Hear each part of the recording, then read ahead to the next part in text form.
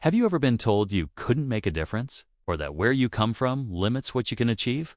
Well, let me tell you a story that smashes that idea to pieces. For decades, a narrative has been quietly pushed, sometimes even by academics, that Filipinos have had no global impact. It's a shocking claim, right? A nation of over 100 million people, with a diaspora of millions more, somehow existing without leaving a mark on the world. But here's the thing about stories like that. They read just waiting for someone to prove them wrong. This isn't just about hurt feelings or national pride. This idea has real-world consequences. It affects how people are seen, how they are treated, and the opportunities they're given. Imagine being told that your entire culture, your history, your people, haven't contributed anything significant to global progress. It's not just dismissive. It's a way of making people feel small, invisible. And for a long time, this was a narrative that floated around unchallenged in some circles. But a group of Filipino scholars, activists, and everyday heroes decided to pick up a pen, a microphone, a camera, and say, "Hold on a second. Let's look at the facts." Their journey started by asking a simple question. What does global impact even mean? Does it only mean inventing the next smartphone, or leading a superpower? Or does it also include shaping global conversations, pioneering new social models, and changing international laws from the ground up? They argued that the definition of impact was far too narrow, often biased towards a Western colonial perspective. It was a definition designed to exclude, not include. So, they set out to rewrite it. And where did they start? They looked at the millions of overseas Filipino workers, or OFWs. For years, the story was purely economic. They send money home, they build houses for their families. A noble story, but incomplete. What these researchers uncovered was a story of immense social and political influence. They found that Filipino domestic workers in places like Hong Kong and the Middle East were not just passive laborers. They were organizers. They were activists. Think about it.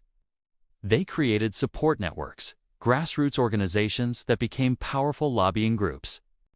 They fought for their rights, demanding fair wages, days off, and protection from abuse. And their fight didn't just stay local. It went global. These groups took their cases to international bodies, working with organizations like the United Nations. Their tireless advocacy was a major driving force behind the creation of international conventions that protect the rights of all migrant workers, not just Filipinos. That's not just impact. That's changing international law. That's setting a precedent for the entire world. From a kitchen in Dubai to the halls of Geneva, that's a global journey. But the story doesn't end there.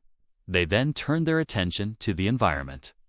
The Philippines is one of the most biodiverse countries on the planet, but it's also on the front lines of climate change. For years, the world saw the country as a victim of typhoons and rising sea levels. But Filipino scientists, community leaders, and indigenous groups were flipping the script. They weren't just victims, they were innovators. They documented how indigenous communities have been practicing sustainable farming and forestry for centuries, long before sustainability became a global buzzword. These traditional methods are now being studied by international experts as models for climate resilience.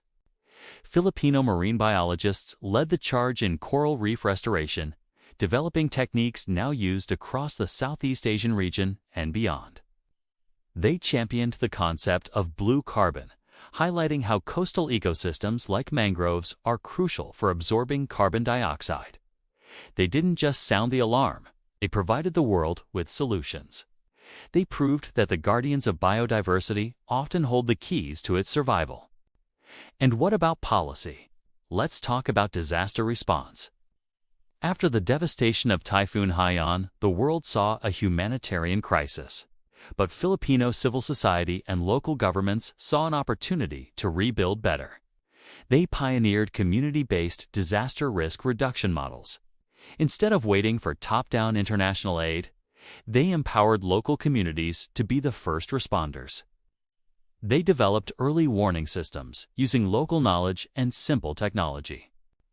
These models were so effective that they have been studied and adopted by disaster-prone nations all over the world, from Bangladesh to the Caribbean. They didn't just change their own country's approach, they helped change the global handbook on how to save lives when disaster strikes. The impact also extends into the digital world. You might not know this, but the Philippines was once called the texting capital of the world.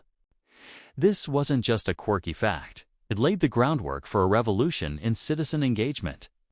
In the early 2000s, Filipinos used mass texting to organize peaceful protests that led to significant political change. This was one of the world's first examples of what we now call digital activism, or smart mobs. It was a blueprint for how technology could be used to mobilize people and hold power accountable, a model later seen in movements across the globe. From text messages to social media campaigns, Filipinos have consistently been at the forefront of using technology for social good. So when someone claims that Filipinos have had no global impact, it's not just an insult. It's a failure of imagination. It's a failure to see that impact isn't just measured in skyscrapers and stock markets. It's measured in changed laws. It's measured in protected ecosystems. It's measured in empowered communities and new forms of democracy. The work of these Filipino scholars and advocates did more than just collect stories. It created a powerful counter-narrative. Their research was published in international journals. They presented their findings at global conferences. They systematically dismantled the old, dismissive claim with indisputable evidence. And slowly but surely, policies began to change. International development agencies started incorporating community-based models from the Philippines.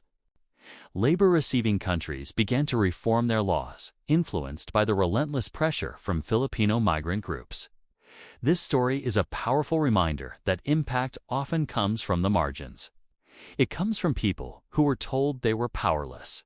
It proves that a nation's contribution to the world isn't dictated by its economic might, but by the spirit, resilience, and ingenuity of its people. The claim of no global impact was never a reflection of the Filipino people.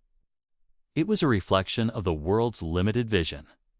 And thanks to the tireless work of these unsung heroes, that vision is finally getting clearer.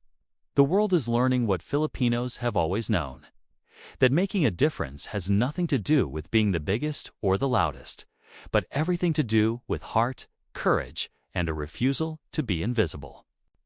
Thank you so much for watching. If this story resonated with you, please hit that like button, subscribe for more content that challenges old narratives, and share this video. Let's keep spreading the real stories of global impact. See you next time.